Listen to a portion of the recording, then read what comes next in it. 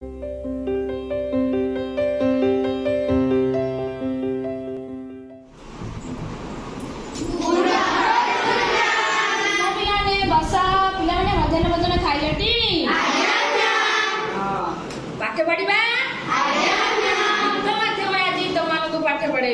कहला देखी पिला माने ब्रह्मगिरी ब्लॉक टी को जिल्ला रे रहिछि कहि जियो पुरी जिल्ला आउ हम राज्य और ना कोन किरि पिले कोन कहले ओडिसा केतोटी राज्य मिसी कि कोन कथिल हुए जयश्री कहलु हम देश रे ना कोन जियो अच्छा भारत देश रे हमर 29 टा राज्य अछि 29 टा राज्य रे ना कहि परिबो पिले ताकू गीत माध्यम रे तमानको बुझाई दउछि सहज उपाय रे 29 टा प्रत्येक राज्यर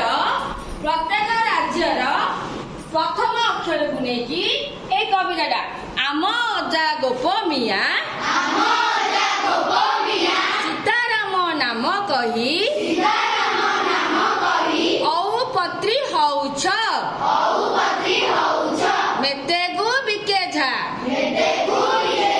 प्रथम अक्षर को नेकी आम राज्यर प्रथम अक्षर को नेकी कविता डे सहज लागुछि ना नहीं वर्तमान तमनको काम एई मानचित्र रे सबु 29 टा राज्यर गीत अनुसार 1 2 3 लिखिबा प्रत्येक पिला को देबी हैला करा पिला माने ये फास्ट हे गला 29 टा राज्य 29 टा संख्या लिखि देला टाइम आ जाए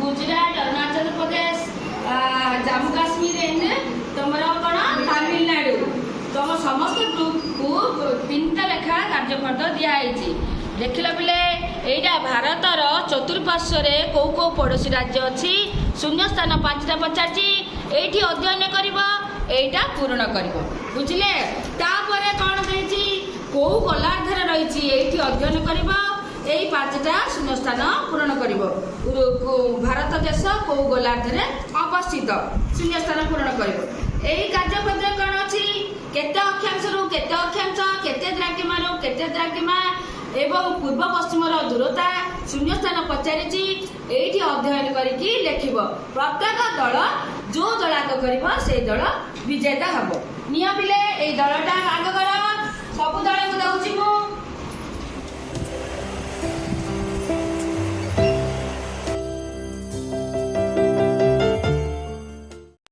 तम चारि दल को वर्तमान प्रश्न पचारिबा आमे समस्त प्रश्न उत्तर माध्यम रे मु प्रश्न पचारिबी कौ दल उत्तर दउछन देखिबा हैला देखो भारत को उपद्वीप महादेश उपद्वीप देश काहे कि कहा जाए कहले पिले भारत रो 3 भाग जल एक भाग स्थल रहिबारु भारत को उपद्वीप सुना पिला भारत चतुर्पार्श्व दक्षिण पट को अरब सागर भारत महासागर एवं बंगोपसागर 3 भाग जल एवं गोटे पट स्थल को उपद्वीप देश कहा गला अच्छा देखो प्रमाण भारत प्रमाण द्राघिमा रेखा रो डिग्री केते रे 82 डिग्री 30 मिनिट हाँ आमे सब शून्य स्थान पूर्ण कर जे नै कि सुना पिला 82 डिग्री 3 मिनिट को समय आमे सेही अक्षांश द्राघिमा रो समय रेखा प्रमाण समय रेखा को नियाइछे कारण भारतर 29 टी ऊर्ध्व द्राघिमा रेखा रहिछि हमर अरुणाचल प्रदेश रो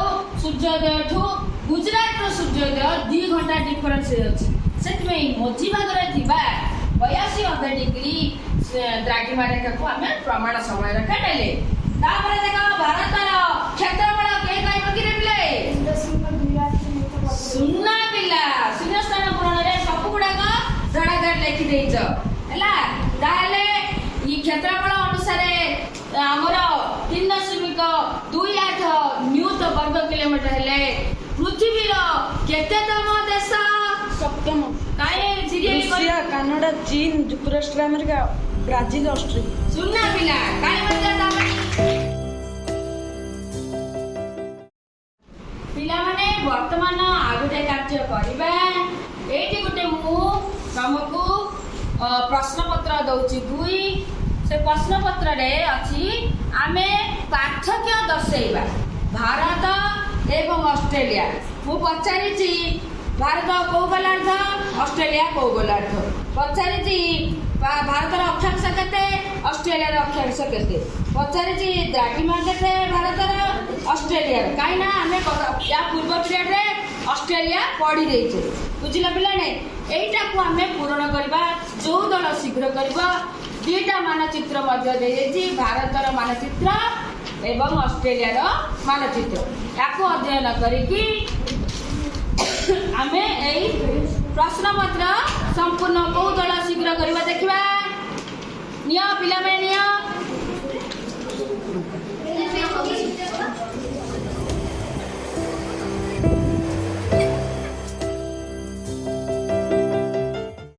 ପ୍ରଶ୍ନଟି ହେଉଛି ଠିକ୍ ଉକ୍ତିର ପାଖରେ ଠିକ୍ ଚିହ୍ନ ଦିଅ, ଭୁଲ ଉକ୍ତି ପାଖରେ ଭୁଲ ଚିହ୍ନ ଦେବ।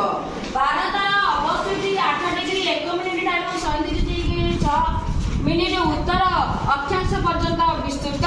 ଭୁଲ ନା ଠିକ୍ ତମମାନେ ନିଜେ ନିଜେ କରିବ ହେଲା। ଭାରତକୁ ଏକ ଦ୍ୱୀପ ଦେଶ କୁହାଯାଏ। ଏ ଉକ୍ତିଟା ଠିକ୍ ନା ଭୁଲ ଚିହ୍ନ ଦେଇଦବ। ବୁଝିଲେ ପିଲାମାନେ? 82 ଡିଗ୍ରୀ 30 ମିନିଟ୍ ପୂର୍ବ ଦ୍ରାଘିମା ଭାରତର ପ୍ରମାଣ ଦ୍ରାଘିମା ସମୟ ରେଖା ଅଟେ। ବ୍ରାକେଟରେ ଭୁଲ ଚିହ୍ନ ଯଦି ଭୁଲ ହେଇଥିବ ଭୁଲ ଚିହ୍ନ ଦେବ, ଠିକ୍ ହେଇଥିବ ଯଦି ଠିକ୍ ଚିହ୍ନ। ଶୀଘ୍ର ଯୋଉ ପିଲା ଦେଖେଇବ ଦେଖିବା, ଶୀଘ୍ର କର। ପିଲାମାନେ ବର୍ତ୍ତମାନ ସମସ୍ତଙ୍କୁ ଗୋଟେ ଗୋଟେ ମାନଚିତ୍ର ଦେଇଛି।